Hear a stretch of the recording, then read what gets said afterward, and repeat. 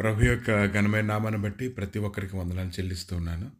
అపోస్తల కార్యాలు 13వ అధ్యాయము 47వ వచనం. నిన్ను అన్ని జనులకు వెలుగుగా ఉంచి ఉన్నాను. ఈ దినాన్ని అనేక మందిని దేవుడు ఏర్పాటు చేసుకొని ఉన్నాడు.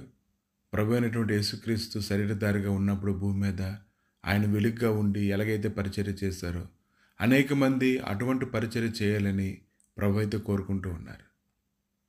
కనుక నీవు భూ దిగంతముల వరకు రక్షణార్థం ఉండినట్లు నేను అన్ని జనులకు వెలుగుగా ఉంచును అనే మాటలు మనం ధ్యానిస్తూ ఉన్నప్పుడు ఆ యొక్క మాటలో ఉండేటువంటి విలువైనటువంటి సత్యాన్ని మనం గ్రహించినప్పుడు ఆయన కొరకు మనం ప్రయాసపడేటువంటి వారుగా ఉండాలి. దేవుని కొరకు పనిచేయడం, దేవుని కొరకు జీవించడం, దేవుని కొరకు సమర్పణ కలిగి అనేకులకు వెలుగుగా ఉండడం అనేది గొప్ప భాగ్యం. అది ఎంతోమంది కష్టంగా ఉండొచ్చు కానీ దేవుడు నిజంగా ప్రేమించేటువంటి వారికి, ఆయన సంకల్ప చొప్పున పిలువబడిన వారికి మేలు కలగడానికి దేవుడే వారిని వెలుగుగా ఉంచి ఉన్నాడు. అనేకులను నడిపించడానికి వారికి శక్తిని దయచేస్తూ ఉన్నాడు. యెషయా గ్రంథము 42వ అధ్యాయము 6-7 వచనాల్లో గ్రుడ్డివారి కళ్ళు తెరుచుటకును, బంధింపబడిన వారిని చెరసాలలో నుండి వెలుపలకు తెచ్చుటకును, చీకట్లో నివసించే వారిని బందీగృహంలో నుండి వెలుపలకు తెచ్చుటకును, యెహోవానగు నేనే నీతి విషయములలో నిన్ను పిలిచి నీ చేయి పట్టుకొని ఉన్నాను. నిన్ను కాపాడి ప్రజల కొరకు నిబంధనగాను అన్ని జనులకు వెలుగుగాను నిన్ను నియమించున్నాను. కనుక ఈరోజు ప్రభు అయినటువంటి యేసుక్రీస్తు తన జీవితంలో తనకు అప్పగించబడినటువంటి పని విషయమై అతను ప్రయాసపడుతూ ఉన్నప్పుడు తనకు యోగ్యమైనటువంటి ప్రవర్తన ద్వారా తను మాట్లాడేటువంటి మాటలకు తగినట్లుగా జీవించడం ద్వారా అనేక మందికి అతడు వెలుగుగా ఉన్నారు. కీర్తన గ్రంథము 43 అధ్యాయం 3వ వచనంలో నీ వెలుగును నీ సత్యమును బయలుదేరజేయము, అవి నాకు త్రోవ చూపును, అవి నీ పరిశుద్ధ పర్వతమునకును నీ నివాస స్థలమునకును నన్ను తోడుకొని వచ్చును. కనుక ఈ దినాన పరిచర్య చేసేటువంటి వారికి దేవుడైతే గొప్ప కృపనైతే ఇచ్చాడు. గొప్పగా బలపరచడం అనేది ఉంది. వారి జీవితాల్లోని ఆయన సన్నిధి ప్రవహిస్తూ ఉంది. కనుక ఆయన నమ్మకంగా ఎవరైతే ఆయన కొరకు జీవిస్తూ ఉంటారో వారందరి జీవితంలో గొప్ప కార్యాలు చేయడానికి ఆయన శక్తిమంతుడి ఉన్నాడు.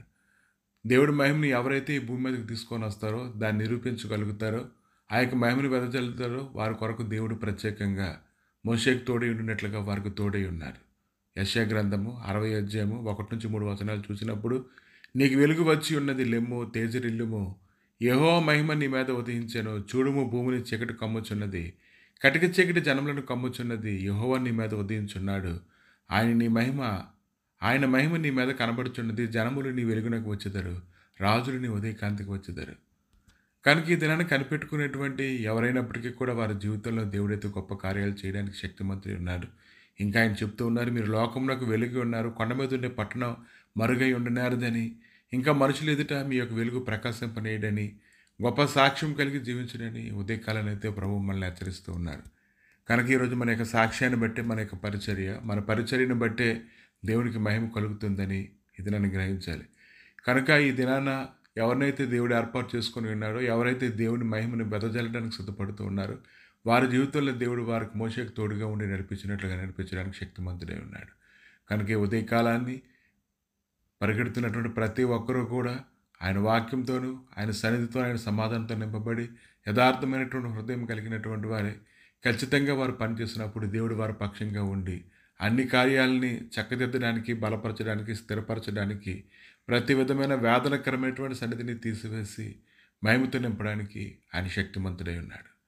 ప్రభా మీ దయగలిగిన నష్టాలకు నాయన ఉదయకాలను అప్పగించుకుంటుండగా ఎవరినైతే నువ్వు వెలుగుగా ఉంచావో, ఎవరినైతే కొండ మీద ఉండే పట్టణంగా ఉంచావో అది తండ్రి నాయన నీ మహిమ కొరకునైనా ప్రతిష్ఠించబడేలాగా తండ్రి నువ్వు సహాయం దయచేయండి. నీ కృపతో నింపండి, నీ మహిమతో నింపండి తండ్రి. నన్ను వెతికేటువంటి వారికి, నిన్ను కొరకు ప్రయాసపడేటువంటి వారు అందరికీ నువ్వు కృప చూపడానికి శక్తిమంతుడు కనుక ఈ ఉదయకాలాన్ని నీ గొప్ప సన్నిధి సమాధానం నీ మహిమను నాయన తోడుగా వచ్చి నడిపించి మీరే మహిమ గంట ప్రభావాలు పొందమని యేసుక్రీస్తు నామములు అడిగి వేడుకుంటున్నాము తండ్రి. ఆమేన్.